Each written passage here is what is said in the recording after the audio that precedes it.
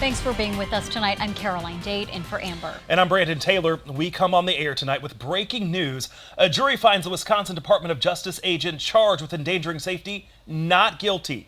It took the jury less than 2 hours to reach its verdict in the case against Special Agent Mark Wagner. Wagner was accused of using an unjustifiable use of force when he fired his weapon during the 2022 traffic stop and arrest of Quadren Wilson.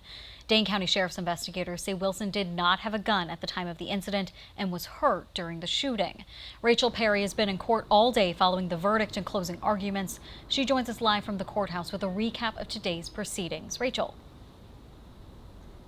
After nearly a 7-day trial and dozens of witnesses, it took the jury less than 2 hours to come back with the verdict, finding Special Agent Mark Wagner not guilty.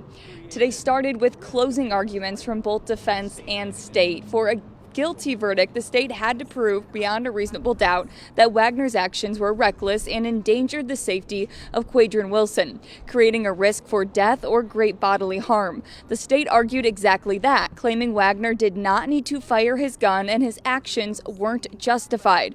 Wagner's attorney argued the state couldn't prove Wagner didn't act in self-defense and his actions were not unreasonable. They have to prove that, in fact, there was no self-defense. They have to prove that, in fact, he was not using a privilege. And what they want you to say, and it is their biggest comeback, no gun, no gun, no gun, so he gets no privilege and he gets no self-defense. When you consider the law in this case, and the instructions the judge has given to you, even holding the state to its high burden, ultimately, in this case, justice means accountability for Mark Wagner for what he did February 3rd, 2022.